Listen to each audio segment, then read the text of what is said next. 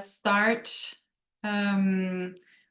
with the webinar. Thank you very much. My name is Lena Diesing. I'm a policy lead at the OECD Centre for Responsible Business Conduct, and I'm very happy to moderate this webinar organized by the Sapiens Network and the OECD.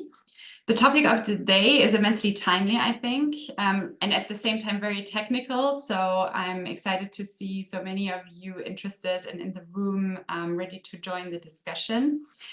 And if we look at the universe of responsible business conduct, I think there are a few topics that are as hot, if I can put it that way, as regulation at the moment.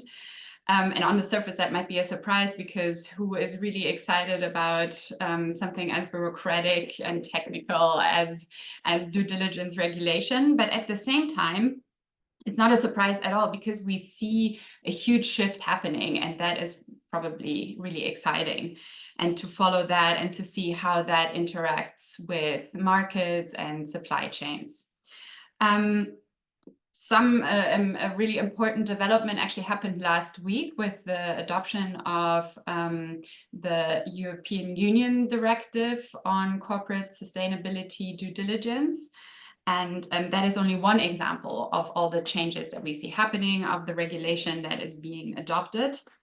And usually we consider in this context government as a source of regulation. So governments are the ones that are adopting laws, rules, regulations, and direct them at businesses.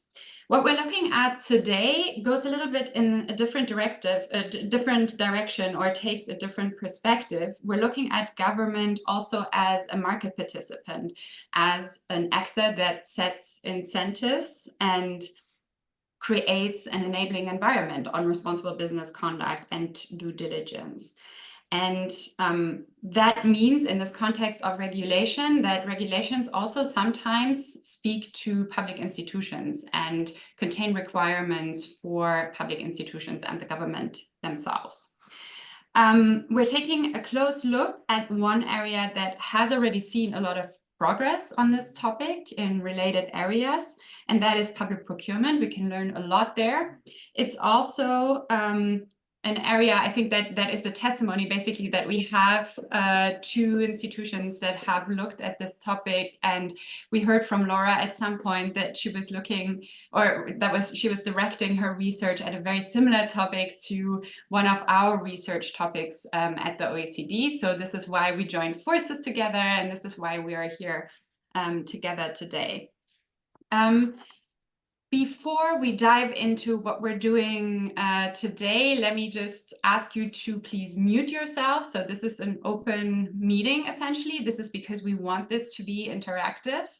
And this meeting is also being recorded. This is because it will later be shared on the Sapiens website to allow access to the knowledge and information that you hear today to others who couldn't join us on the day. In our webinar today, we hear first two presentations about the topic of responsible business conduct, due diligence regulations, and implications for public procurement. And followed, we have a panel with 4 experts on different aspects of this very interdisciplinary challenge or question. Throughout, if you have questions, don't hesitate to put them in the chat. Don't hesitate to raise your hands, and I'm happy to call on you. And I look forward to hearing from many of you and join us in the discussion. Let's first start with Sarah Reso, who will share with us the insights from a policy paper that we're preparing at the moment at the OECD. So this is not published yet, but will soon be published. And this webinar is also part of, kind of socializing our insights and testing them with the insights of many who are working on this every day. Over to you, Sarah. Great. Thank you so much, Lena. Just to confirm that it looks okay with my screen that you can see. Good. Perfect. Okay, great. Thanks again to everyone online for joining. My name is Sarah Reso, and I'm a policy analyst at the OECD Centre for Responsible Business Conduct. As Lena mentioned, I will be discussing the research that we have been conducting on the implications of RBC due diligence regulation on public procurement. So let me just make sure this is moving. Great. So I wanted to start by briefly explaining the objective of the paper and how we came to undertake this analysis. So as we all know, the international community has been increasingly paying attention to the impact of businesses on people, planet, and society. And a number of international instruments have set out expectations related to business responsibility in this area. And as Lena has already talked about a bit, the policy landscape has been shifting from more voluntary principles towards more binding and legal requirements on businesses. Just a quick note to make sure everyone can mute their microphones because I hear a little bit of feedback. Thank you. So this binding regulation that is emerging is more targeted at businesses, but at the same time, there's an increasing recognition that governments have a role to play too, that they should promote and enable RBC in their own economic activities, including through public procurement, where governments are known to interact with supply chains and may be exposed to similar risks as businesses. So this brings us to our main question, which is, what are the implications of emerging RBC due diligence regulation on public procurement, and what might this mean for public administrations moving forward? So this analysis was really born out of the interplay between the different international instruments on RBC and what they say on the role of government. So the OECD guidelines for multinational enterprises on RBC are currently the most comprehensive international standard on responsible business conduct. They comprise of recommendations addressed by government to businesses to enhance businesses' contribution to sustainable development and address adverse impacts. There are also many other international instruments from the OECD and from others that are also a part of this ecosystem of RBC standards that have set the stage for both voluntary frameworks and binding regulation on RBC at the national level. So the OECD due diligence guidance, this sets out specific standard on how to do the due diligence that is set out in the guidelines. Then there are relevant frameworks from the UN and the ILO that also mention this role of government and the growing expectation that governments, walk the talk on RBC due diligence. And public procurement as a form of government activity is increasingly part of this grand puzzle. And the 2015 OECD recommendation on public procurement is another instrument from the OECD, but on the procurement side, that specifically mentions RBC as a strategic policy objective. So public procurement is a particularly relevant case study for exploring the implications of emerging RBC due diligence regulation on the role of government, not just because of the call on governments to pay attention to their own supply chains, but also because it's already an area that has been seeing linkages to RBC related considerations. So OECD countries have long been incorporating social and environmental objectives into public procurement and using it as a policy tool to achieve these objectives, for instance, through strategic and sustainable public procurement. So I wanted to zoom in on one central component of the guidelines, the expectation that businesses undertake risk-based due diligence, which is at the core of regulation as well. And so due diligence, as you can see the definition on the screen, is the process by which companies identify, prevent, and mitigate actual or potential adverse impacts in their operations, supply chains, and business relationships. So it comprises of 6 steps, as you can see on the cycle: embedding RBC into policies, identifying and assessing adverse impacts, ceasing, preventing, or mitigating them, tracking results, communicating about this process, and providing for remediation where appropriate. So while the expectation for due diligence in the guidelines and the due diligence guidance is aimed at businesses, it also has implications for governments as well, because this due diligence process, as I mentioned, is also featured in many emerging regulations around RBC. So our analysis is focused on this role of government in promoting RBC, which is largely grounded in one key instrument from the OECD on responsible business conduct, and that's the recommendation on the role of government in promoting RBC.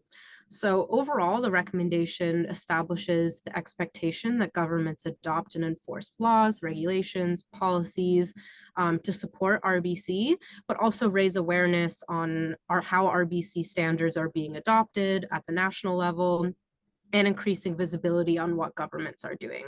So for the purposes of this research, the focus on public procurement comes from this third area as indicated on the slide about governments leading by example and taking measures to promote and exemplify RBC in their role as economic actors, including through public procurement, but also state-owned enterprises, government investment, etc. So we have seen in our analysis that voluntary or non-binding frameworks are one of the ways that governments can promote RBC and where public procurement has been strongly involved. But as we've mentioned since the beginning of the presentation, the analysis that I'm focusing on today is around how governments are developing national regulation with binding requirements for RBC. So So OECD analysis has revealed that these laws tend to fall into three broad categories. So the first one, as you can see on the slide, is corporate due diligence disclosure measures, which require disclosure of information on what companies are doing to identify and assess environmental and social risks in their operations and supply chains.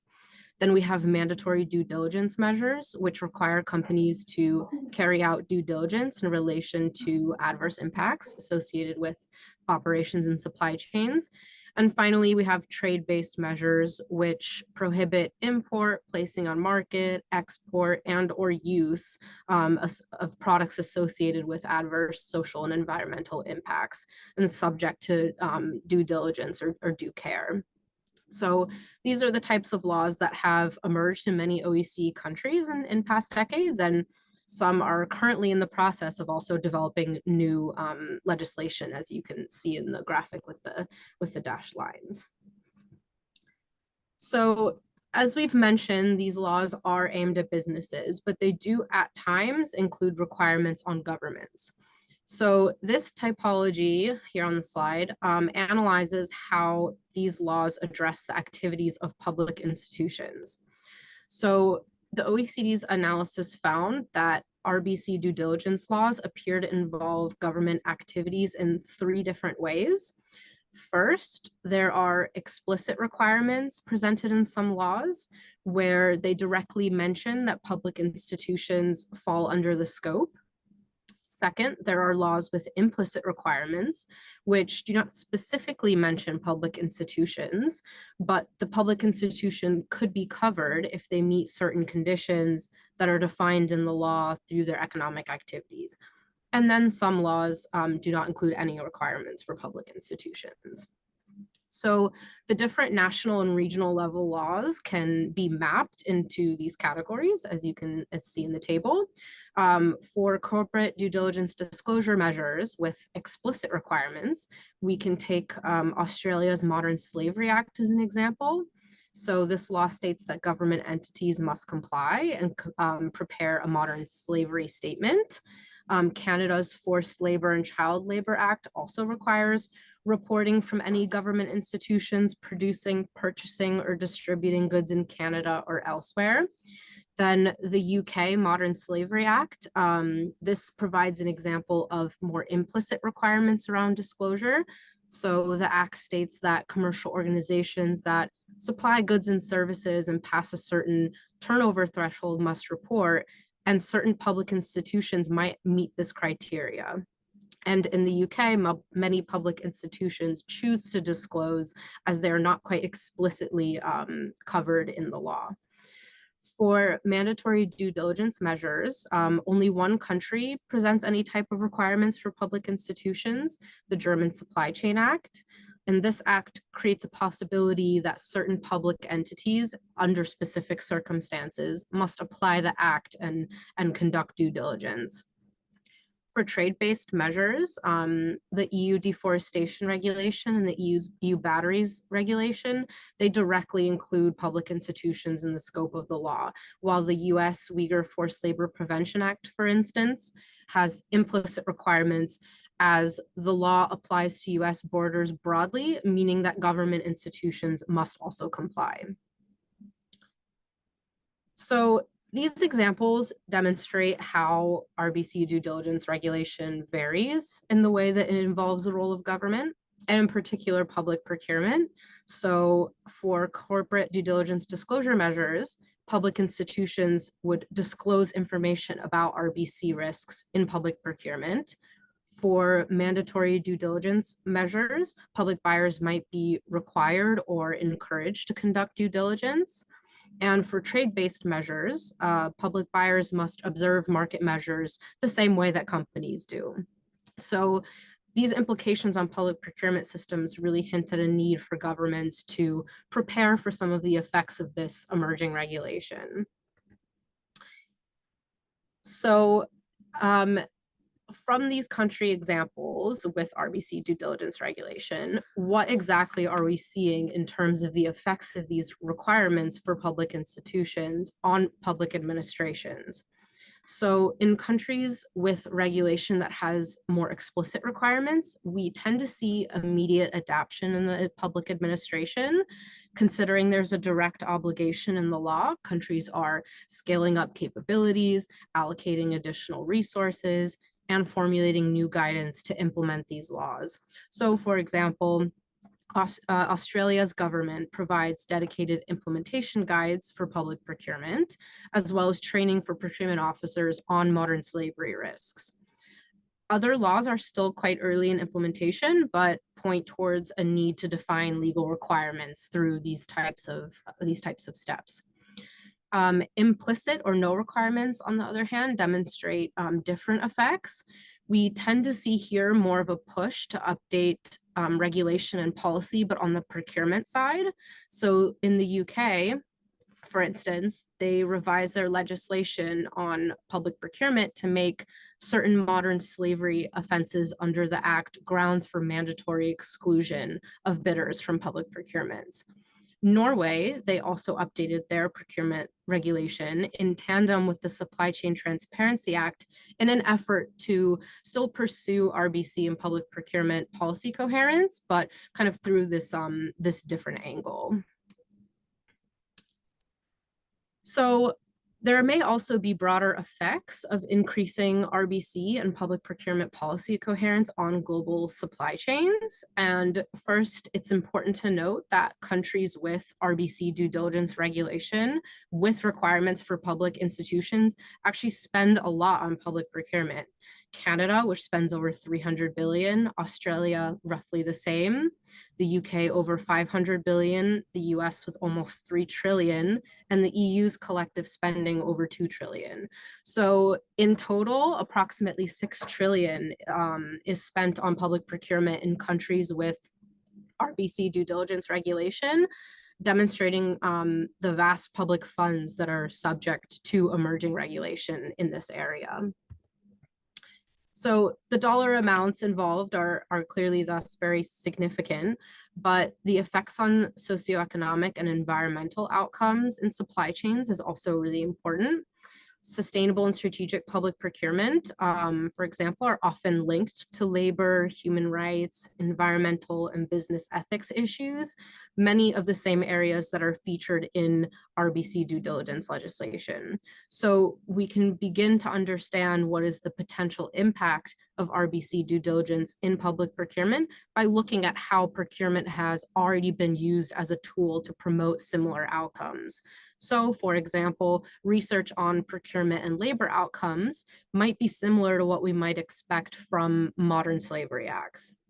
Research on the COVID-19 pandemic, for example, highlights the impact of public procurement on health and safety outcomes in global supply chains and the importance of managing integrity risks. So these are some pieces of research that are relevant to this discussion around RBC due diligence and public procurement. So this brings us to some of the key challenges and limitations when pursuing RBC and procurement policy coherence. First, bringing into alignment two areas of policymaking, public procurement and RBC, presents challenges. They have two distinct legal frameworks, and public procurement legal frameworks in particular have very strict rules for good reason. And sometimes it can be difficult to bring two areas together. Another challenge is related to different viewpoints on the use of procurement for social and environmental objectives. And this connects to the next point, which is that there is limited research and evidence on what are the effects of integrating RBC due diligence into procurement on global supply chains. So using research related to sustainable and strategic public procurement, as we have mentioned, is still only a small piece of the puzzle towards more holistic policy integration of RBC and public procurement. And finally, countries hoping to scale up policy coherence and keep up with evolving requirements in legislation will likely grapple with different resource and capacity constraints.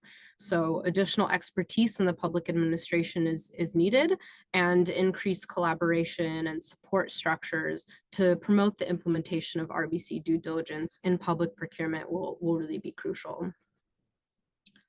So to summarize, the OECD's research has highlighted the following considerations: that governments have a responsibility to promote RBC and lead by example in economic activities like public procurement. We are seeing that governments will need to anticipate and prepare for the effects of emerging regulation, but this really provides a unique chance for public administrations to enhance RBC and public procurement policy coherence while addressing capacity and resource needs and working across the public administration to do this. So more research is needed on the effects throughout supply chains, and a better understanding of the effectiveness of policy integration in these two areas is critical. But there's a clear opportunity here to scale up policy coherence for more efficient and effective public functions that are responsive to emerging regulatory trends. And with that, thank you so much for your attention, and I will pass it back to Lena. Thank you. Thank you very much, Sarah. So thanks for introducing the international framework and then also proposing our methodology for categorizing not only these emerging regulations that we see on responsible business conduct and due diligence, but also how they interact with the public sphere and with government's own institutions and with public procurement specifically. And then also sharing some considerations that I think will be very interesting for us to touch on when we're coming to the panel. I'm looking to see whether Laura is back online. I saw her dropping in and out. I think there was some connection issue. If you're back, Laura, now it's your turn to share your research with us. Laura is at the University of Greenwich, and she focuses on the link between RBC due diligence and public procurement, particularly in the context of emerging debates around the applicability of the CSDDD under the EU Public Procurement Directive. So really making the link between what we see in terms of regulation on RBC and what is already there in terms of public procurement regulation. So over to you, Laura. Thank you, Lena. I'm so sorry I am not at home or at the university. I am actually in Georgia attending another conference. So apologies please, if my internet at some point it's not stable, please, Lena, interrupt me to be able to maybe turn down my camera and keep on going with the presentation. So thank you so much, and thank you for the OECD and the RBC team to join forces with the Sapiens Network to do this very important webinar on public procurement, RBC, and due diligence. I'll have to say that this project has received funding from the European Union Horizon 2020 and Research and Innovation Program under the Marie Curie-Skłodowska grant agreement. So, well, I was following the adoption, as Lena mentioned, together with my colleague Ezgi Uysal from the Sapiens Network, about the adoption of the CSDDD and looking into the linkages of this new regulation and the impacts that could have in public procurement. We undertaken research underpinned by the OECD due diligence guidance on RBC, and particularly on whether and how due diligence could be requested from contractors by contracting bodies as a contract performance condition, and particularly regarding this possibility under the mandatory link to the subject matter of the contract that has been remarked as the main or a big obstacle for sustainability in public procurement under the EU Public Procurement Directive. And I'm really keen to learn further about our lead researcher, Roberto Caranta, in the discussion later. So in this research I conducted jointly with Ezgi, we found three main results. First, we say that there is a link between due diligence and sustainable public procurement. So due diligence, the main aim is to prevent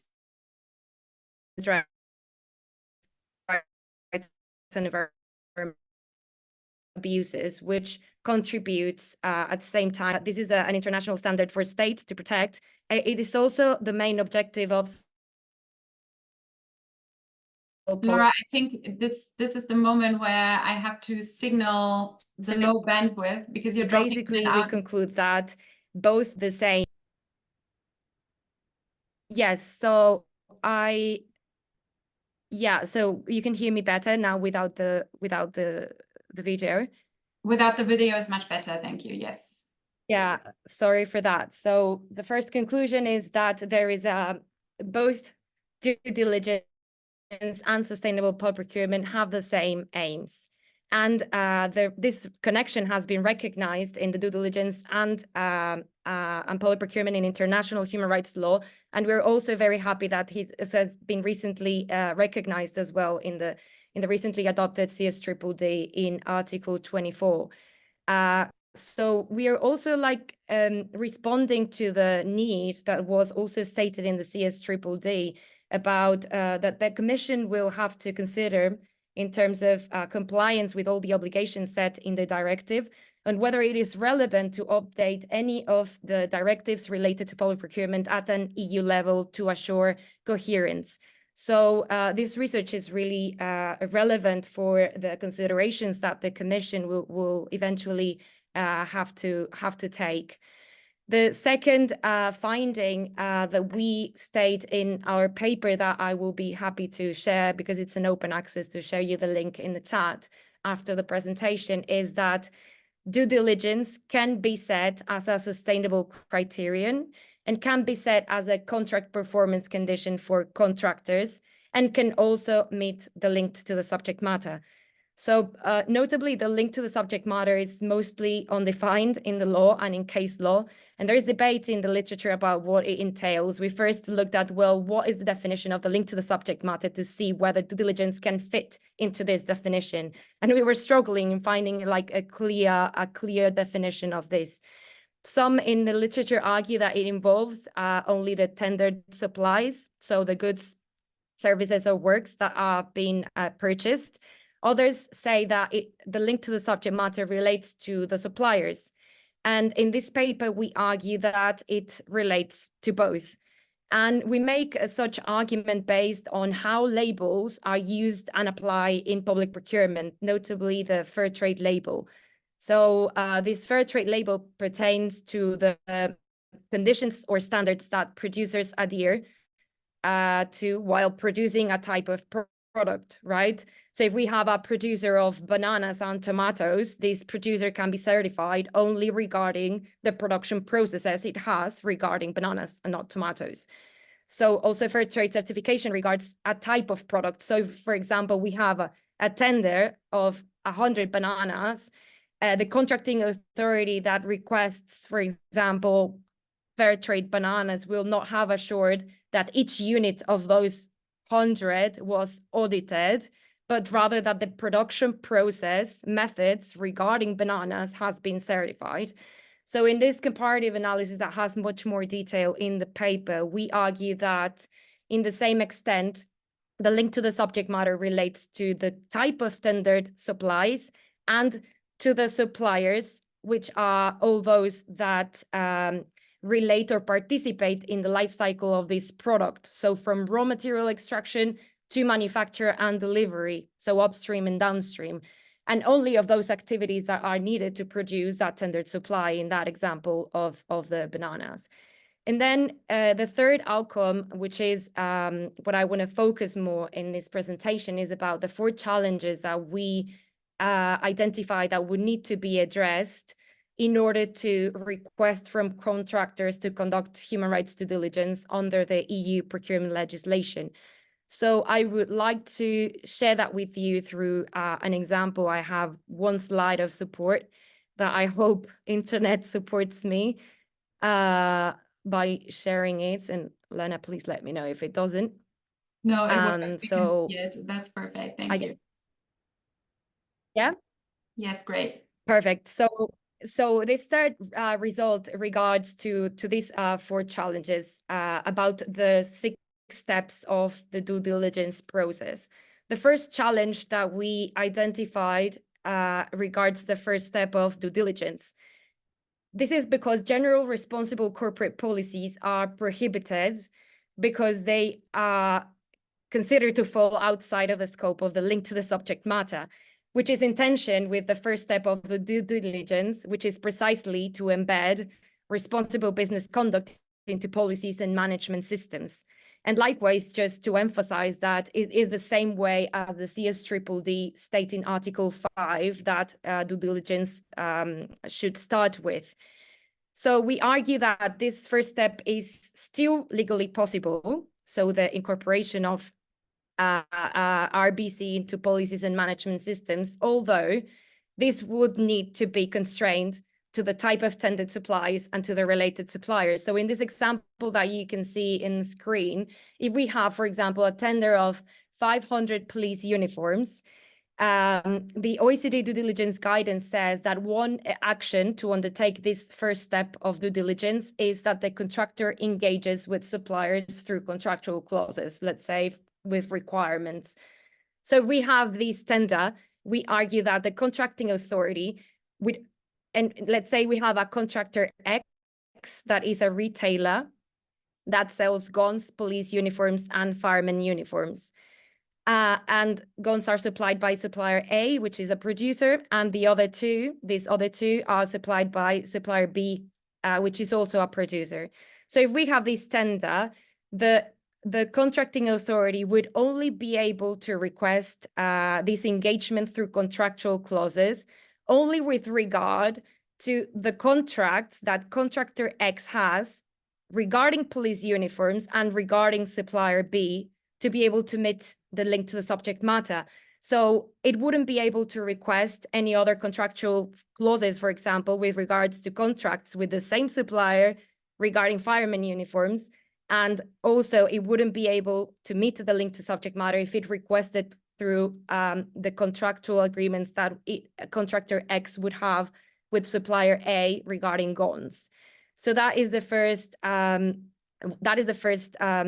argument that we make, that it could be done, this first step, but it would be constrained, obviously, to be meeting the link to the subject matter. The second limitation and challenge that we identify in requesting so regards the second and therefore the third, fourth, and fifth steps of the due diligence, which are basically based in the results of the step 2. And I'm sorry, I'm not explaining. I'm just assuming that you all are familiar with all the steps of due diligence because I don't have time to explain them all. But the second step regards to the identification of and addressing risks for adverse impacts. So this step can also make the link to the subject matter, but again, it has to be constrained to the tendered products, so police uniforms, and to the related suppliers, so supplier B.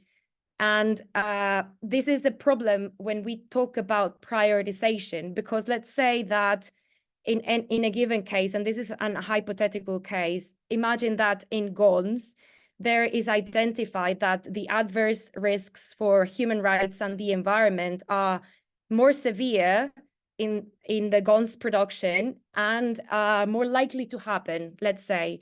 So contractor X or the contracting authority would be prevented to ask for prioritization for any other supplies that is not the tendered product. And also, let's say that supplier A has a more likely risk of abuse because, let's say, of the geographic location of supplier A.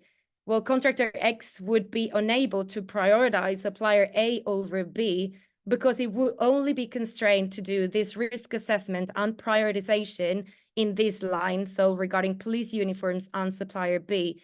So this, we argue that could undermine the efficiency and the aim of human rights and environmental due diligence, especially when they, when the company has to do prioritization because they have, for example, multiple suppliers.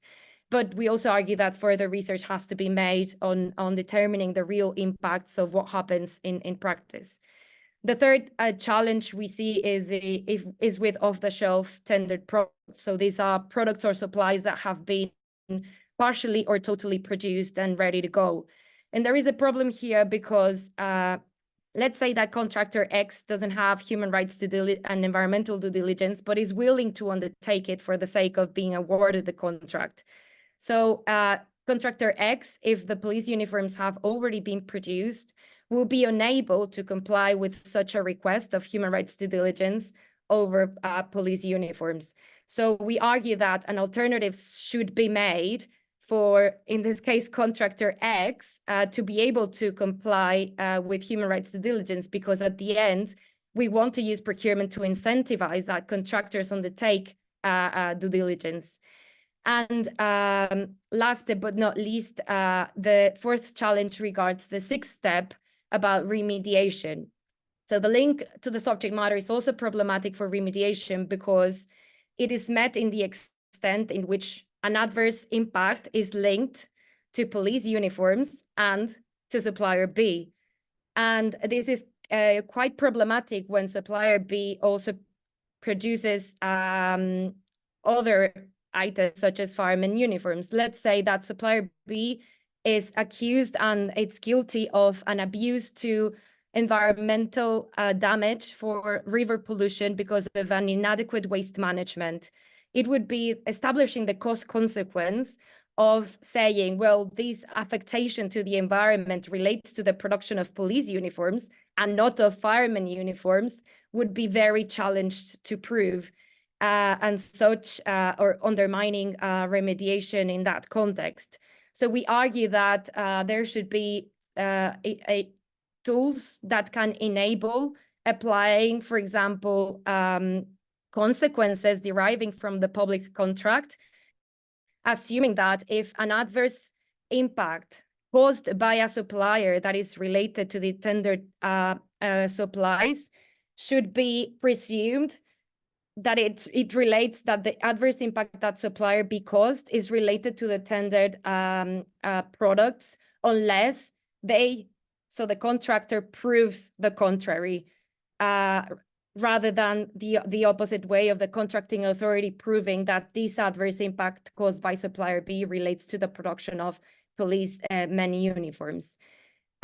So with that, and given the time, I would leave it like that. I look forward to knowing your questions and more debates about this.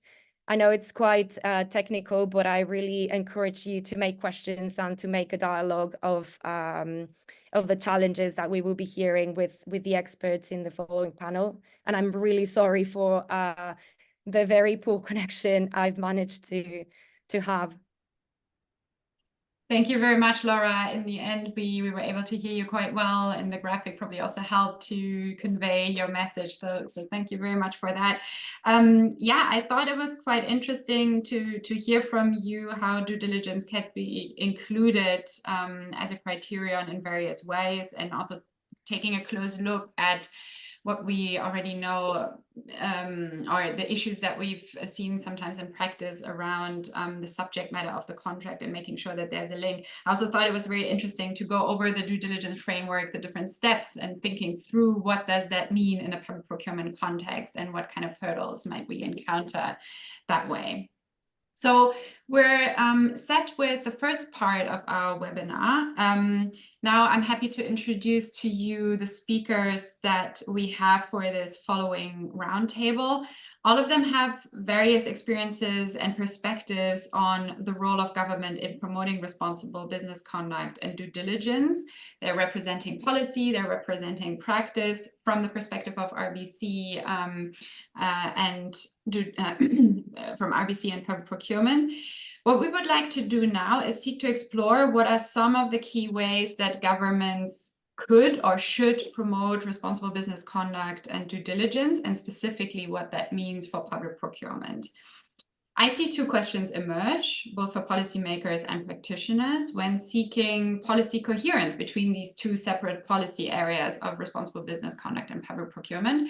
And we've heard a little bit about that already from both Sarah and Laura in their presentations. For example, why is it important for policymakers to support public buyers in integrating RBC due diligence? And what are some of the key considerations and opportunities, challenges when doing so? The speakers will share diverse perspectives on these questions around policy coherence, specifically focusing on shared insights and good practices. And in the first round of question, we focus on this first aspect. What are the ways in which governments could or should promote responsible business conduct due diligence? I'm going to take a round of introductions first, and then I have the first question for Zsofia Kerecsen from the European Commission.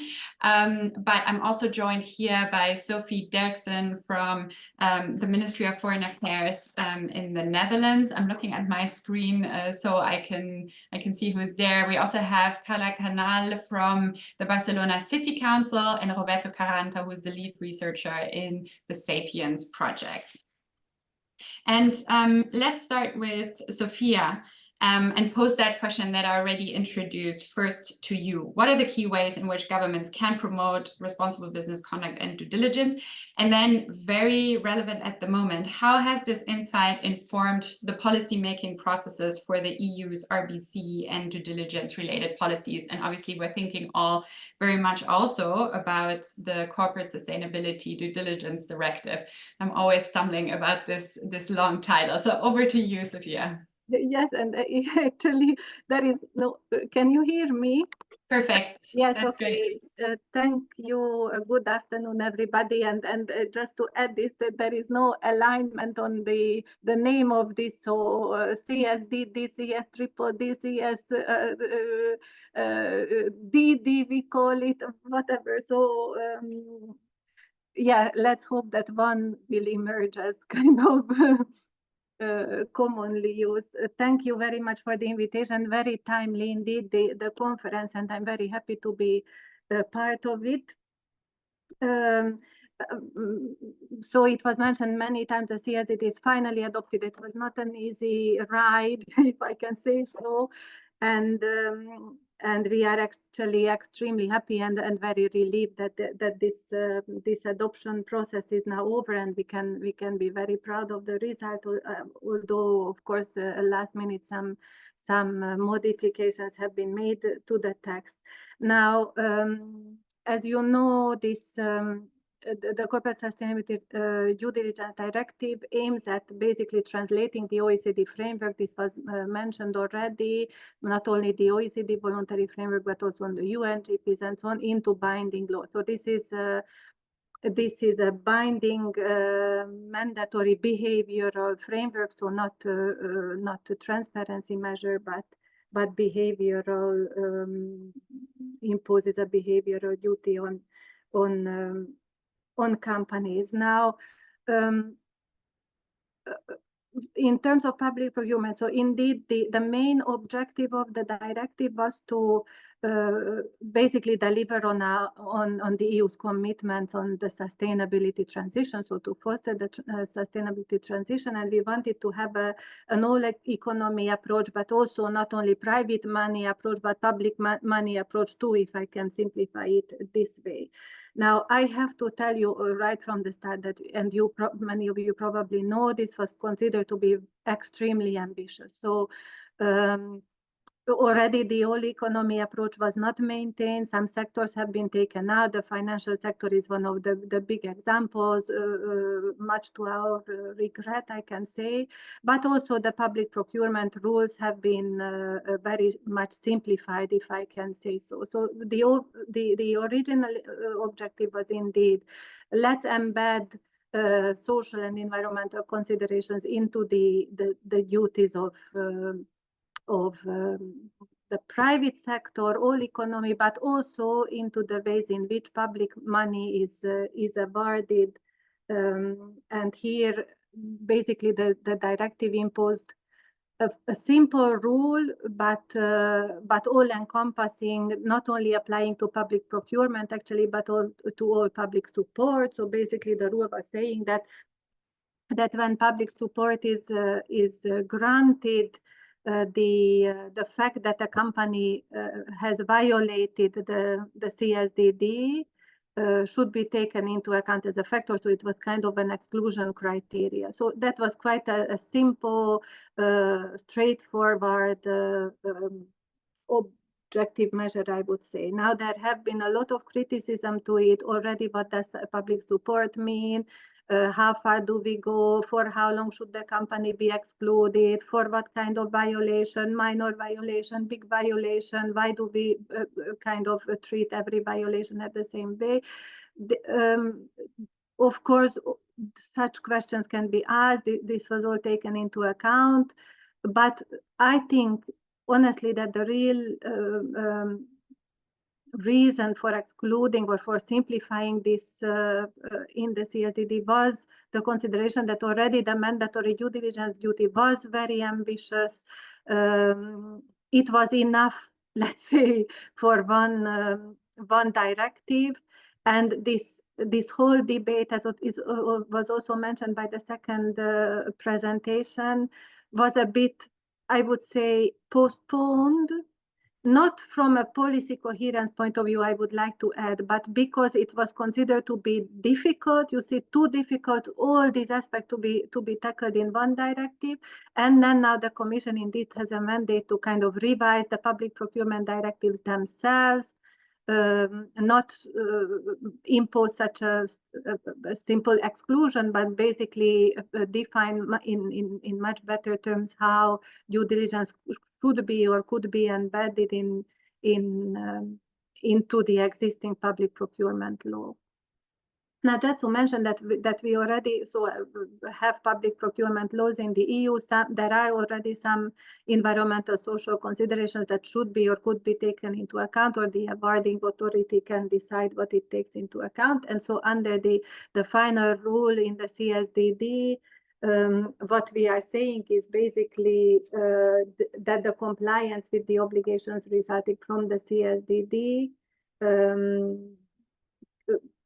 qualifies, so should qualify, and this is something that member states should and should qualify as an environmental or social aspect that the contracting authority may take into account as part of the award criteria. So there is no mandatory regime here, but it is a consideration that, or an equivalence that the contracting authority can do, and indeed as a next step for the Commission to review these rules to make sure that basically there is a better policy coherence. This is the objective of our future work.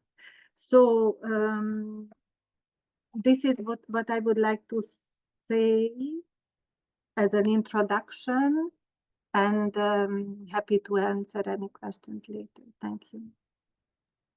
Thank you very much. So yeah, ambitious process that we're looking back on. And I also hear on the one hand, really this objective to deliver on the commitment to achieve a sustainable transition, and bringing the private sector and the public sector into that boat, essentially, recognizing that there's a shared responsibility, if I can put it that way. And I thought it was also interesting how you were saying that there seems to be an awareness there about policy coherence, but that then once we're looking at the details, this is really where some of the challenges arise. And I think that is also something that we heard, for example, from Laura in the presentation, and certainly practitioners can testify to that too. So I'm sure some of our colleagues can pick up on that. Thank you very much. Let me now move to Roberto Caranta, who's a professor at Turin University, and also, I mentioned it already, lead researcher in the Sapiens Network. And I know that you've written a study recently together with colleagues about EU public institutions and how they incorporate due diligence into their purchasing, if I'm not mistaken. So you know the topic very intimately. I have a question for you that is around opportunities to apply RBC due diligence regulation, in particular the CSDDD now, to public procurement. Over to sorry for the voice. Now I needed to find it the right one. Thank you a lot for having me in this interesting debate. I think it's already clear that this public procurement provision in the CSDDD directive will be probably the heaven for lawyers and the hell for everyone. And maybe just words on how we got here. And Laura has already explained how important is this requirement about the link to the subject matter. Just a few more words to give some historical perspective. So this requirement was introduced basically with Concordia Bus in year 2000, and then with the 2014 directives, it has spread all over the directive with one reasonable doubt. The reasonable doubt is this also concerning exclusions? And Sophie was already referring to this. Why we care? Lena, she was 100% right really at the beginning at saying, listen, public procurement has always been about pursuing many goals. Is the money that the state have. Why this issue? And I would refer everyone to a great book more than 20 years ago, Buying Social Justice by Peter Kunzig. What was happening? Some labor, local authorities, they wanted to stop buying from companies linked with apartheid South Africa, boycotting those companies. And you can imagine who was against this idea. It was, of course, Margaret Thatcher. So suddenly, in our philosophy of public procurement, you have this idea. You don't look into what, you look into what you buy, you don't look into whom you are buying from. Is Laura's slide, this complication. Don't look if your suppliers is generally bloody bastard dishonest, just make sure that is reasonably okay when it is selling to you. Which of course doesn't make any sense, and which of course is not what you have in Article 57 on exclusion. You have exclusion for terrorism. Of course, it's not terrorism in public procurement. Is a company financing terrorism, maybe taking the money from public procurement, and it is excluded, not from terrorism, it's excluded from public procurement. But this we do little by little. So this link to the subject matter was expanded, but also there was this idea that today what is linked to the subject matter? Everything in the life cycle of your goods or services of works. So you wonder, okay, so what is not linked to the subject matter? Well, the Commission, they just managed to come up with one example in the directive, general corporate responsibility, that you can't ask. And so you end up with that crazy situation that Laura has illustrated. So presently, contracting authorities, in principle, should not be able to ask for the general corporate social responsibility, responsible business conduct, you call it. They should just be focusing on what they are buying. Concerning what they are buying, they can be very pointy. They can say, I really wanted to know these computers, in which factory they were made, what are the rights you have. So presently, the room for corporate social responsibility is limited, but is limited to corporate social responsibility as a process. Zsofia has already recalled, but okay, there are a lot of rules, environmental, social, labor rules that you can ask contractors to apply. Only we end up with another soft point in the 2014 directives. So if you are using child labor, you could be, not just you could be, you should be excluded from public procurement. If you are breaching any other core ILO convention, that is no more mandatory exclusion. It's just up to the member states to allow contracting authorities to choose, which of course is not very strong. But then we have, my last point, the problem of proof. We are talking with many thousands, no one knows. I think the Commission is putting the number at something like 200,000 contracting authorities in Europe. It is so many. How do they know about causes for exclusion?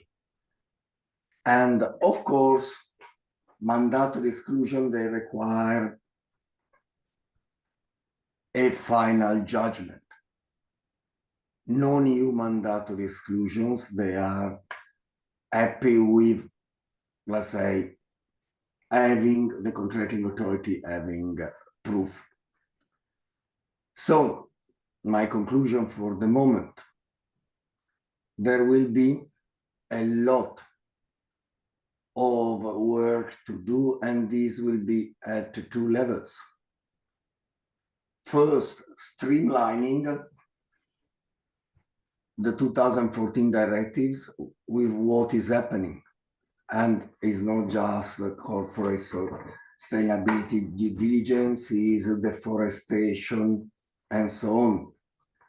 And second, streamline the flow of information. I think an important tool, but let's see how it goes, that we have in the directive is to have national authorities responsible for monitoring compliance and a European network of authorities.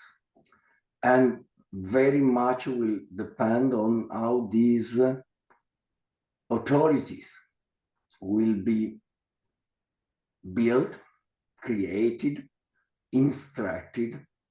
They should play a very important role in letting contracting authorities, 200,000, when you stop counting, to know which operator, economic operator, is honest. Margaret Thatcher, she didn't care about honesty. Money was the only thing she cared about. Well, we beg to differ. We care about honesty. And as we know, you can't have someone that is 15% honest and 85% dishonest. And you are happy with the 15% because it happens to be the part implementing your contract. Dishonest operator, they distort the market. And this has to be stopped. Thank you. Thank you, Roberto. I was about to tell you time is up, but thanks for taking it back to the market and giving that broad outlook. So yeah, you took us on a more historical tour of kind of juxtaposing where certain rules have come from, how the situation is today, and maybe what does that mean in terms of challenges.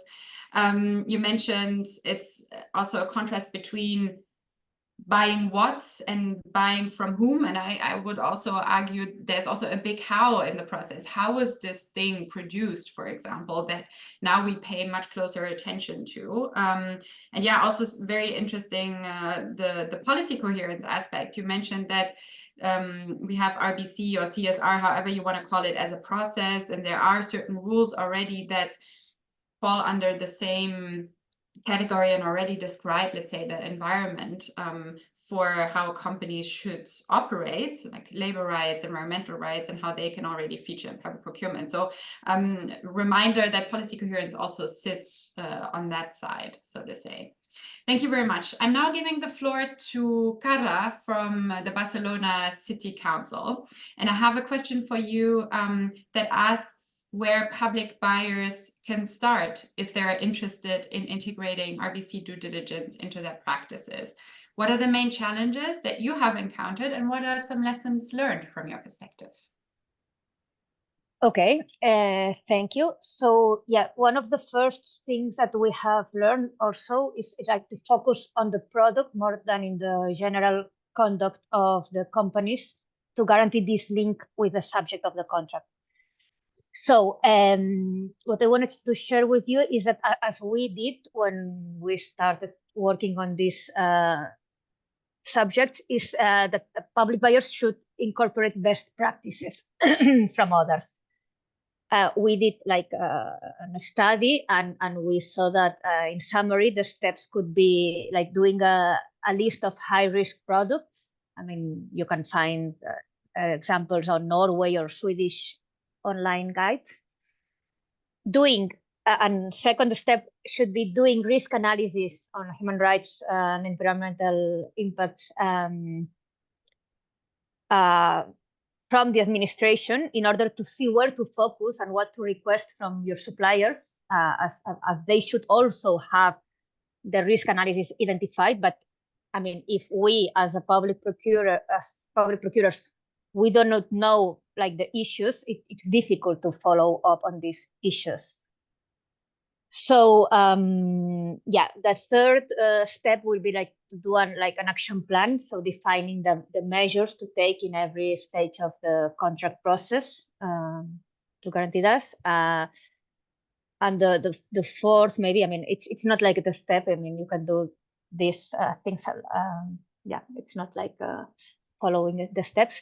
To the dialogue with the supplier sector and other stakeholders, and asking for due diligence to your contractors, and follow up of the contract. I wanted to share that fortunately now there are much more practical tools and guidance published, such as, I mean, I don't know if, I think today we didn't mention it, but like the Danish Institute for Human Rights, they published a guide called Driving Change Through Public Procurement, a toolkit on human rights for procurement policymakers and practitioners, or other guides, like even more specific, like Electronics Watch or ICLEI guide on how to procure fair ICT hardware, and that there were like specific criteria set for socially responsible public procurement in all the steps. So yeah, you could definitely start with this. We also kind of started, I mean, of course, Barcelona City Council has been doing many things since 2000, but one of the key things we have found is our affiliation with Electronics Watch in 2016 has helped us to work with traceability, with doing follow-up or talking with the market, but together with our network. I mean, yeah, this allows much more. Yeah. So the question is, where do we start? So I will say, yeah, risk analysis. What are the main challenges encountered? Yeah, I want to stress two questions here, because yeah, one of the root problems for us is that the European Union and therefore all member states have developed until now more detailed legislation on free competition in public procurement compared to what has been done in human rights and due diligence and environmental impact in public procurement.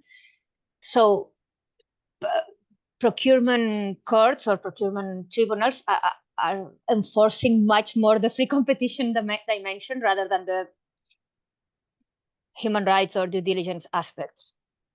So in practical, the main problems we face when we try to integrate human rights and sustainability in our contracts is to like overcome the fear that public procurers have regarding three issues.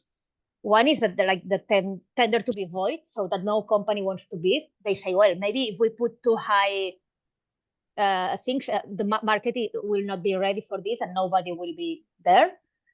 The second fear is that and I will answer some of this later. The second will be that the tender documents are disputed in the tribunals, and this is in relation on judicialization or even legal warfare or instrumentalization of justice, because we do find many of our, well, not many, but some of our tenders sometimes are disputed, but even if they know, if companies know they are going to lose, they know that they can make us lose time and money and all this. So they, and also, so these are two challenges, like to overcome this fear, and also, yeah, because these two things will entail like waste of time and also like the struggle to provide the public service that are vital, that we have to provide. So really public procurers are like afraid of that.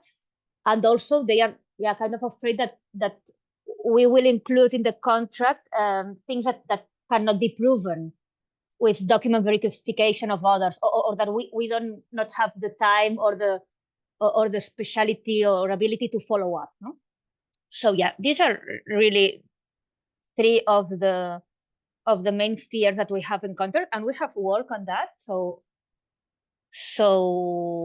yeah, I will come to this later, but just to say also that apart from these challenges, there are also some other structural problems related to public administration and public procurement in Spain, like maybe a little bit of lack of planning, resources, well, yeah, many things. We don't have time to go through all this, but this is like what we find in practice when we try to work on these issues. And yeah, and I just wanted to point out and stress, yeah, what my colleagues really, with a large experience of and background in this issue, mentioned, that they say that local and national public procurement jurisprudence, but based also in the European directive, it is not helping us to introduce environmental, social, and other innovation criteria, or to work in due diligence on human rights. So we do have a problem there, and it relates to this. Some people is asking maybe for the 2014 directive on public procurement to be revised, and yeah, that is one of the that is one of the issues. So yeah, I don't know, the lessons learned.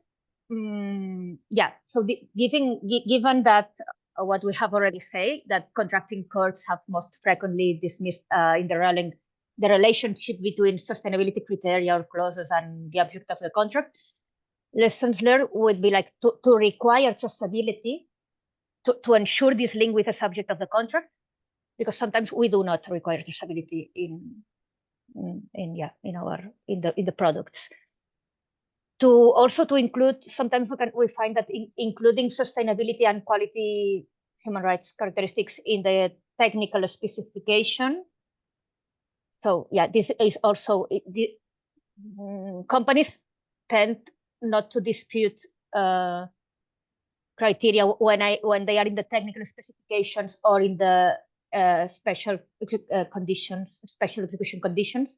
Like, I mean, you can put your criteria in the special execution conditions, but this is what we are doing with the electronic watch clauses. So it's whoever wins the contract, they will have to provide us with this information and help us in due diligence afterwards. So they cannot dispute the contract talking about free market or competition or whatever, because it's whoever wins the contract will need to do this and this and this, no? And also, of course, like conducting preliminary market dialogues, preliminary market consultations to see where the market stands on due diligence issues. So yeah, I think I answer. Yeah, I think you answered that very well. Thank you so much. I mean, I think it's really interesting how you can see the flip side of policy coherence in what you just told us. For example, that certain issues seem to be paid attention to in courts, which then kind of contradict a little bit of what you see in the decisions or in the decision making around responsible business conduct and public procurement. So thank you very much for explaining that.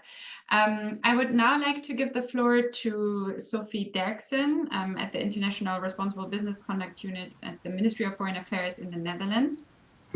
And I would like to ask you what your experience has been to date in promoting responsible business conduct due diligence in areas of government activity, like public procurement, but also other areas.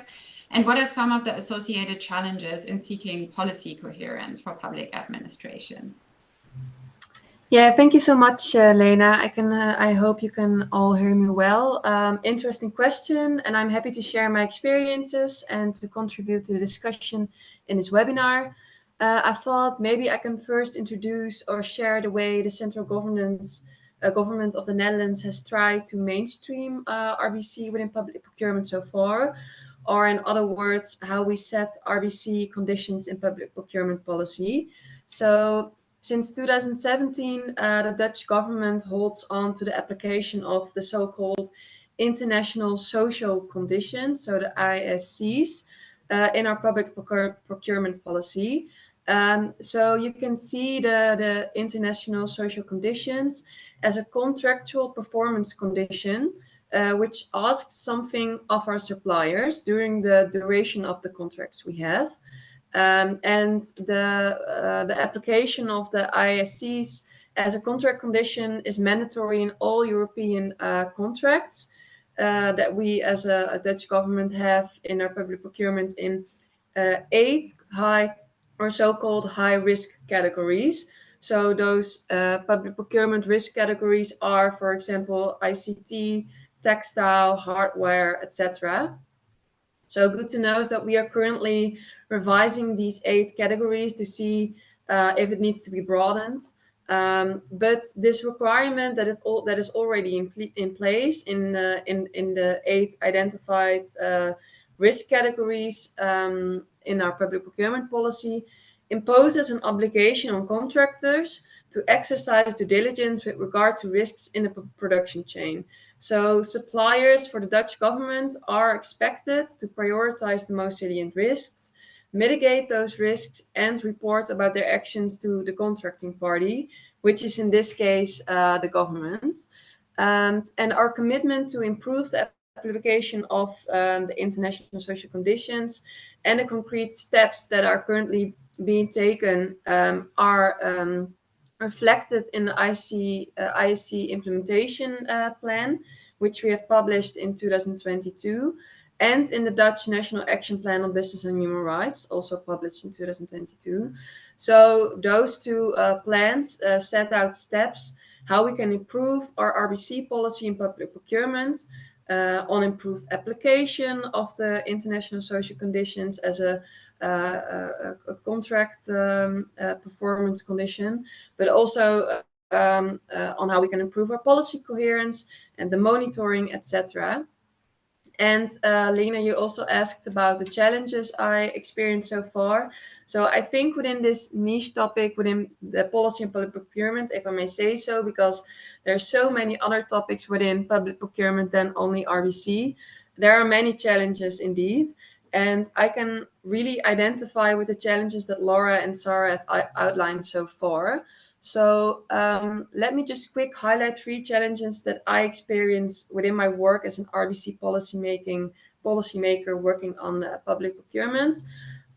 So first of all, I think just as it is a driver, policy of RBC policy coherence is also a challenge within Dutch public procurement policy, as there are many other thematic policy ambitions in place. So for example, on climate, biodiversity, social return, circularity, and of course, those themes are also in place within the OECD guidelines, but within public procurement policy, I see that within the Netherlands, not all those teams have this way of risk management in place as we set out within the OECD guidelines. So they really have different ambitions with regards to making public procurement policy more sustainable as we do with RBC standards within public procurement. And besides to that, reality is that RBC conditions, so in our case, the international social conditions within public procurement are mostly focused on the risks, on social risks.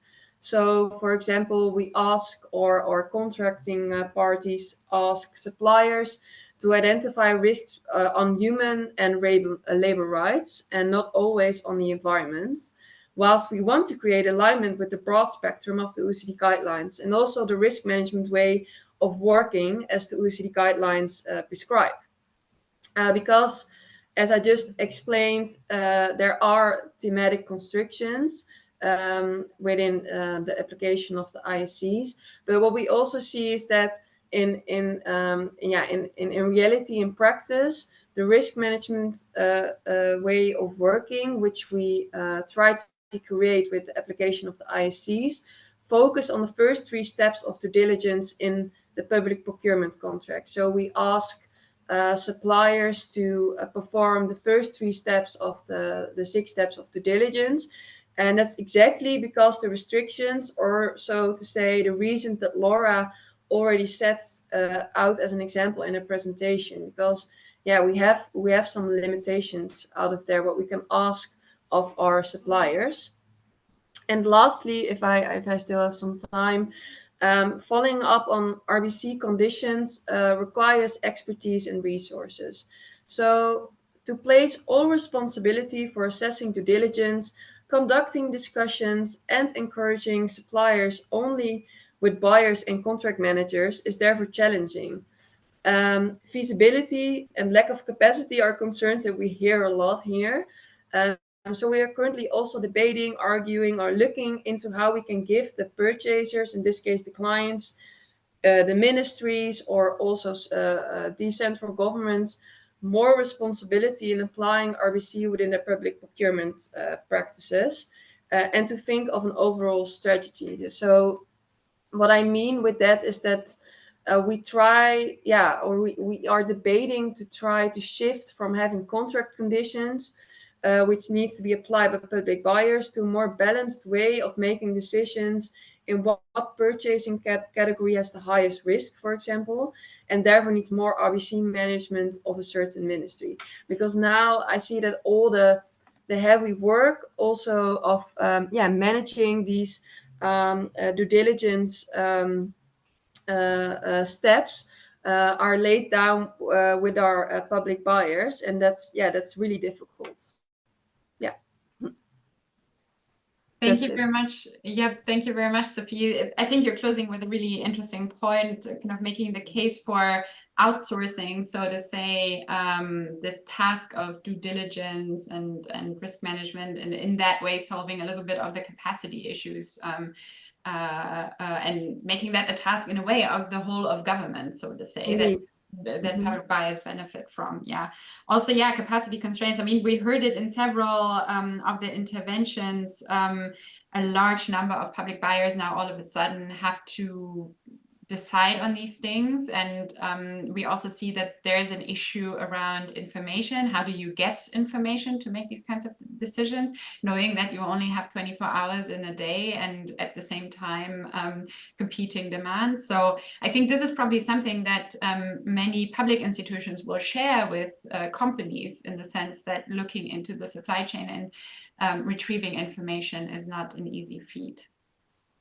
I'm wondering whether there are any questions from the audience, maybe also questions, I don't know, from the speakers to each other. I also had some questions that came up for me when I was listening to you, but we also prepared some questions that will allow us to go a little bit deeper. But I'm just hoping that somebody picks up. If not, and we can interrupt later, maybe I can go back to Zsofia at the European Commission and ask why it is important to integrate responsible business conduct, due diligence into areas of government activity like public procurement. Because as we heard, this concept is actually aimed at businesses and not necessarily at the public. So from your perspective, why should we do it anyway?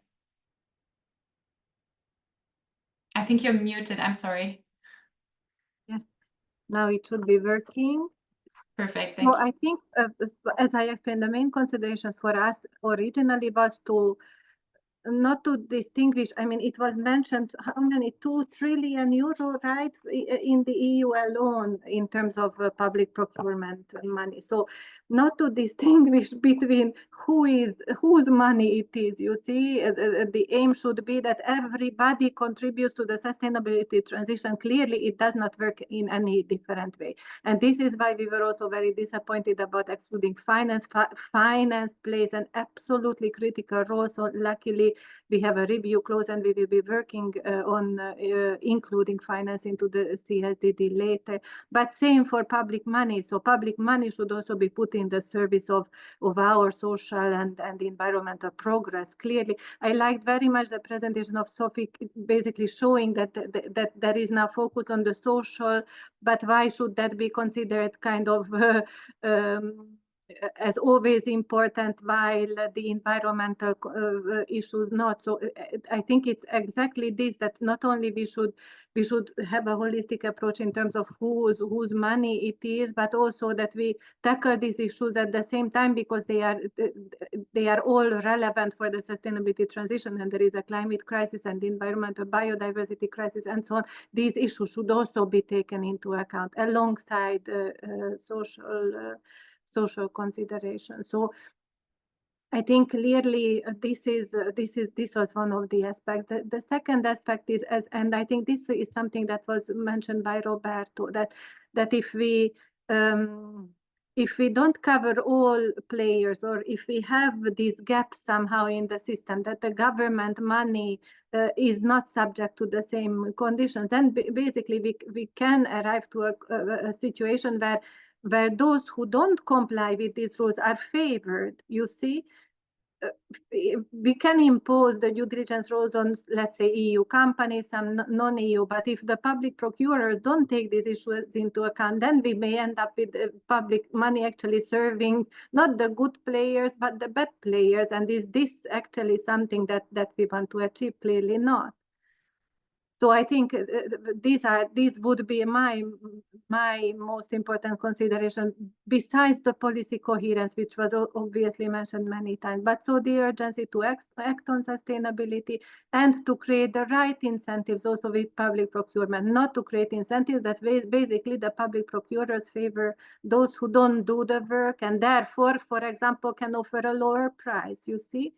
Because of course due diligence has a price, and then we should support then those who are delivering on these issues. Thank you very much. Yeah, that's a very important point. I mean, we know, and we talk about that a lot, how much money public procurement is, but I think it's also an important aspect if we see that in contrast to let's say, the overall pot of money that is available, and that it shouldn't matter who's taking the money in hand if we share the commitment to transition our society to a more sustainable future, and also not create imbalances where it's easy to circumvent a certain market and create kind of a second market, if I can describe it like that. So yeah, very important point. Do I see any reactions? Otherwise, I have a question that came to me when I listened to Carla from the Barcelona City Council, but I might pose it into the round and see who would like to respond to that. So we heard about how certain aspects are sometimes Carla said it, more paid attention to. So competition, there's no question, it's important. And so jurisprudence is making sure that competition prevails, when in fact we also have certain other policy goals that then sometimes public buyers struggle with to implement. Something that connected there for me was this question of, do you think that maybe through RBC regulation and making certain standards of business conduct and corporate conduct mandatory and kind of the norm, do you think that that will also maybe shift the balance in decision making in other parts of the public administration, be it in public procurement, that now it'll be easier to ask for these things, or that maybe also courts recognize that certain issues are a question of competition if you take the broad view? Yeah, Carla, I see your hand up. Please go ahead. And then yes, I just wanted to take this opportunity to say that yes, I mean, I think if we do not and this we are also asking, like, the European Commission, no? Apart from more concrete guidance, concrete public procurement legislation, concrete jurisprudence, I think if we do not train our public procurement judges on these human rights issues and sustainable due diligence, I mean, I don't know if the judges that are now working on public procurement are following as much these issues as we are. I don't know if I'm making myself clear. So I really do think if we want this new legislation to have an impact in public procurement, we should really try to work on the link there. So yeah, this is one of the things I wanted to ask here in the audience. Thank you. Thank you. Yeah, very good point. Roberto, I see your hand up. Yeah, thank you. Just 2 points. Why due diligence? It comes from private law. As I understand this, the problem is, okay, we have very long supply chains. How can the procurer in Cuneo, my small town, knowing about the supply chain of the laptops they are buying? There is no way they can check. What due diligence is a surrogate for checks, is a procedure that has already been developed and tested. So it's just being, let's say, very wise and use something that is already there rather than trying to reinvent the wheel. My second point, and I'm maybe a bit repeating myself on this, competition. We can't be for competition, full stop.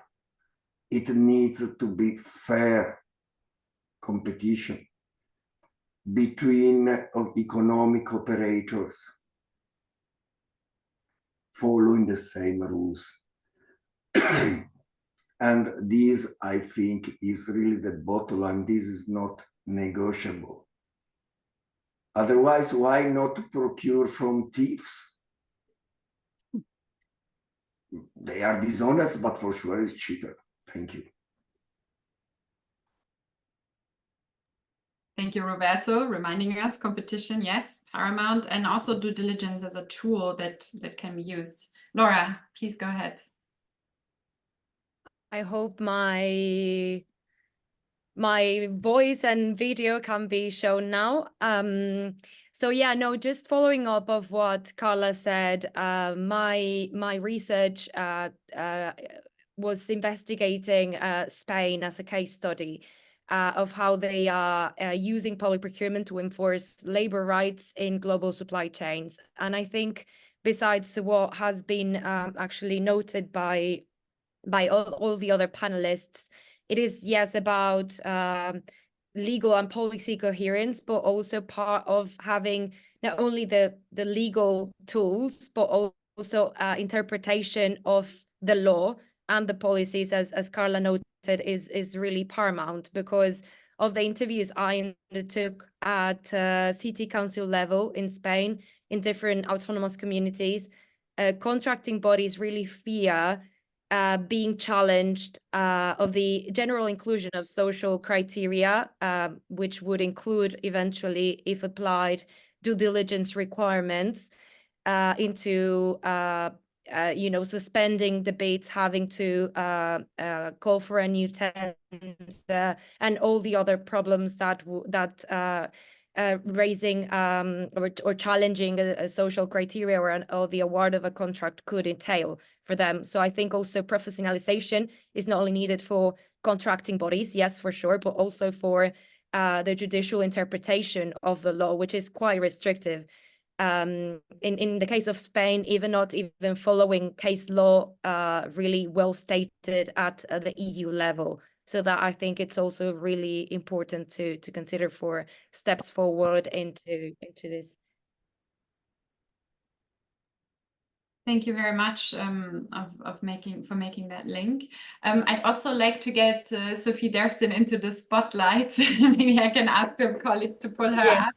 And yeah, it works. Do you have a perspective? I know that we didn't prepare this question, but I was wondering, hearing this conversation, what is your perspective of changing RBC regulation as a policymaker? Do you think that will change how things can be done across government, but maybe phrasing it more as what opportunities do you see moving forward for policymakers in pursuing RBC due diligence and public procurement policy coherence? Yeah, I think I see multiple. Maybe then I can start with more the legislative part, because that's where the discussion was heading towards and where we were first were speaking about.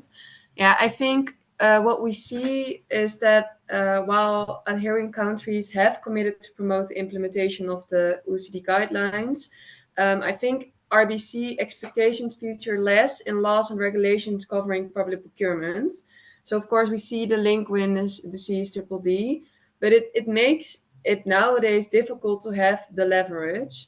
And I think for the Netherlands, what we are currently looking into, or what is important, what is the case, is that we need to discover which leverage we can take out from, for example, the CSDDD, because that's such a significant due diligence legislation. I see him in the sunlight. And how we can align our public procurement policy with the efforts that are stated in the CSDDD. So, for example, this could also be in the way of making use of RBC selection or award criteria instead of only using RBC as a sort of a performance, a contractual performance condition. So that's the first thing, maybe. And yeah, if I might and broaden my answer, because you asked about the opportunities which I see, I think I see more. Besides to this legislative part, I think for the in the case of the Netherlands, but I think also broader, is that we see that our public procurement policy does not yet cover the scope of the OECD teams. So yeah, and nowadays our before a contractual performance condition is limited to these 8 risk categories, and I think we can make some steps here, because our overall RBC policy mix, so focus on requirements, conditions, and business support instruments is mutually reinforcing. But at the same time, we have learned here that it requires a lot of effort for public procurement to become a driver of policy coherence. So we have set RBC conditions in place, but I think it's still a journey to better align public procurement policy with the OECD guidelines, and also to ensure that our buyers have the capacity and knowledge to implement this in a meaningful way. So that's the second thing, so the knowledge and the capacity building. So we are focusing here on capacity building through, for example, our Public Procurement Expertise Center that offers relevant tools and trainings. But yeah, there are also still steps to make here. And if I can make one last comment, which I was also thinking of, and that's still, I think that this links to the role of governments, which I ended with in my first presentation, because I think public procurement is really a way to show as a government that you practice what you preach. So walking the talk, as you said, Lena, I think it helps to drive policy coherence by incentivizing companies to apply due diligence and preparing them for RBC regulation.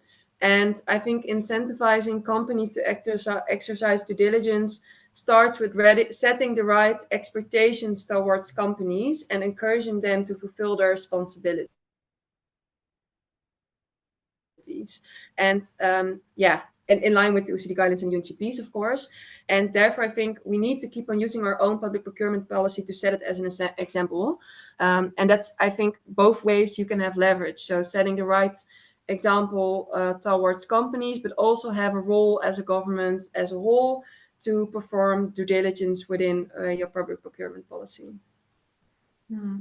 Yeah, very interesting. Like basically highlighting again that it can be very real, the money that is spent, but this is also somehow, let's say, a value-driven situation that we're in, and that shouldn't be underestimated. I also thought your point was really interesting, how these international frameworks, but then notably now the directive that we see at EU level might drive changes on a more national context. And obviously it can increase the leverage that a national government might have to further drive changes in regulation. And we probably see that also in some of the markets that are trading partners of the European Union, that all of a sudden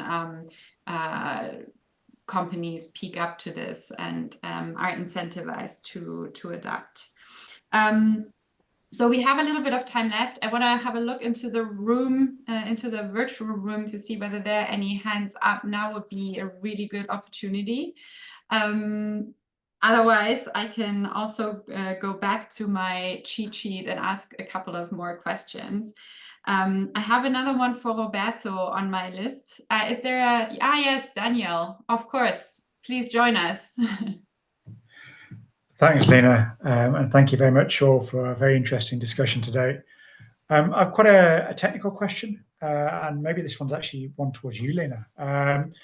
I know the German law is the one that was articulated as potentially introducing obligations on public buyers. But from what I understand, the German law applies to entities with over a certain amount of employees. And I've heard, and this is just something I've heard, that one of the interpretations is that public buyers don't have employees, they have civil servants, and therefore the law does not apply to them. So I'm just wondering whether there's any kind of updates you might have heard in relation to how that law is being kind of interpreted. And then perhaps maybe to Sophie in terms of the other, I'm not going to say competing interests or competing, but maybe the other kind of areas of interest. I mean, is there a way to kind of frame them jointly? I mean, I think that's what the SDGs tried to do, but I'm not sure whether it was totally successful. And I mean, when it comes to some human rights, ourselves and other actors are trying to frame it within this concept of due diligence. And of course, Roberto had a bit of reflections on that as well. So I'm just wondering whether there's maybe a way of trying to package all of these kind of different, what would you call them, interests in terms of public procurement, so that then you can develop a methodology so they can be jointly addressed and coherently addressed. Thank you. Thank you very much, Daniel. So actually for your first question, and I'm also looking to Sarah whether she wants to clarify anything, because I have the feeling it might have to do with the way we categorize that law, which was, I think, based on the exclusion criteria. On the second question around, or let's say the second half question, I'll let Sarah respond to that first bit. But about the German law, many people know that I'm German, but I'm not an expert by all means on German law. But just to say that I have heard about several public buyers that actually consider themselves part of the scope of the law, but that might have more to do with the way that they're legally set up. But just to say that there are certain, let's say, public institutions that consider themselves somehow part of this and are also looking to apply the same requirements as the German supply chain law says. But that is hearsay, that is from conversations I've had. Sarah, would you like to explain a little bit more why we have categorized Germany in that category? Yes, I can add a little bit. I know if it's kind of a unique case, but when we were looking at the German Supply Chain Act, it does kind of create this possibility that certain public entities under specific circumstances have to apply the act. So it's actually a guidance written by the German, I believe it's the Federal Office for Economic Affairs and Export Control. They came out with a guidance that basically explains how public entities can implement the Supply Chain Act if they carry out commercial activities in the market. And this, yes, is also if they fulfill the criteria that's listed in the Supply Chain Act. So like you mentioned, Daniel, this also does include a certain number of employees and excludes some things like civil servants for life. So it does make it a bit more confusing for public entities, but the guidance does note that there are certain conditions that apply to purchases by public entities that they set out in the guidance, such as how they're participating in the market with these products. And then under that, it basically comprises some of the work of certain central purchasing bodies that make available products and services. So it's kind of a little bit technical, but we did find that the guidance from this agency does have the possibility for public entities, I mean, such as GIZ, for example, on reporting, and some of them do actually then take on these actions. So, you know, in our analysis, we were categorizing it as a bit more explicit because it also is in combination with the Competition Register Act, which is another another kind of part of this ecosystem that requires public buyers to look at a register over a certain threshold for companies and making sure they're not excluded by the Supply Chain Act. So it's kind of a few different angles, but like Lena said, a lot of this has also been in discussions with colleagues in Germany that have affirmed that, you know, many public entities are still seeing this as their responsibility, even if the law is a bit less clear about it. I hope that helped clarify a little bit. Yeah, I think what is really clear is that this exclusion ground applies, and therefore the law sets requirements that public buyers have to comply with. Sophie, next question was for you. Please go ahead. Yeah, so thank you, Daniel. I think it's a really good question. And also, yeah, something I try to address a little bit in my first chat, but I think it's really something, to be honest, we need to make steps in. So maybe just to explain it a little bit, our public procurement policy in the Netherlands, or not our public procurement policy, but our more social responsibility or sustainability public procurement policy is set out within 6 different teams. So we have ministries that focus on public procurement policy on environment, circularity, biodiversity, social return, climate. And in the case of the Ministry of Foreign Affairs, on supply chain responsibilities, so also with regards to due diligence. And all those teams are linked to an SDG team or to multiple of them, but they're also narrowed down to green and social topics. So in this case, the supply chain responsibility policy on public procurement is framed in a social corner, whilst I think, and that's, if I understand you correctly, also where you were linking at, is that all the teams are linked to each other. And I believe, or I think it's a shame that they are framed in such a way that we all have like different sort of policy topics on them, whilst they are mutually reinforcing and also linked to each other. And we, and also different experts in the Netherlands, and we also got advice on it, and also the chamber, the political parties have interested in, believe that the OECD, not only thematically, but also in the way of the risk management way of working, as a basis can make our public procurement policy, in a way more linked, or you called it framed more jointly, which also is then more linked to the SDGs, for example. But it's just the way on how we framed our sustainable public procurement policy, that we do not look at the teams in an integral way.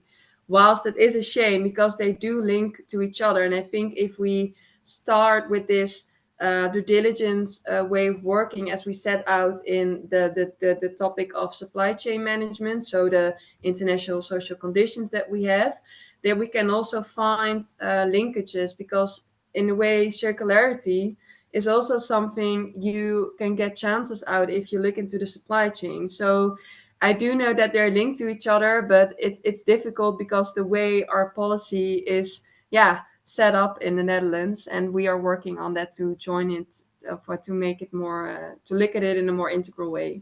Does that answer your question a little bit? Okay. Thank you very much, Sophie. Looking into the room. Otherwise, I take maybe the opportunity, we have 10 minutes left, to ask that quick question I had for Roberto about what does successful RBC due diligence look like in procurement. I mean, we talked already a lot about some key challenges or limitations, but maybe we can also think about how can this look like in the positive sense from your perspective. And then I will take some minutes at the end maybe to wrap us up, unless there's more questions, but I don't see any. Thanks, Roberto, over to you. Sorry. Thank you, Lena. Well, I think this is quite a standardized procedure. You have the 6 steps. The problem will be overseeing how it is applied, because we are moving from something private sector self-regulation to something that is imposed on the private sector, and in procurement we will have to check that it is lived up. So I really think that we need to make sure that this work through authorities that will be really empowered to do checks, and it will be from 27 member states. The impact is really huge. And well, there are already a number of methodologies. Most labels, they have a methodology that is at least partly similar to due diligence. Electronic Watch is an organization, and they are basically doing a due diligence in the IT sector. So this is not anything new. There are already practices. The problem when you shift from a voluntary approach to a mandatory approach, you need to streamline it. So it's no more the 1,000 flowers. You need, well, those authorities, the network of authorities will need to point out to those practices that are, well, really working well. The other thing that is unusual for us in procurement. In procurement, we have this black and white approach. Either you are in the procurement or you are excluded out. Due diligence is based on constant improvement. So we will have to see how these two can work together with this idea that, oh, but my contract is just for 3 years and then we needed to retender. This is a new thing that we'll have to be thought about. Thank you a lot for the question, and to you and Laura for organizing this very, very interesting brainstorming. Thank you a lot.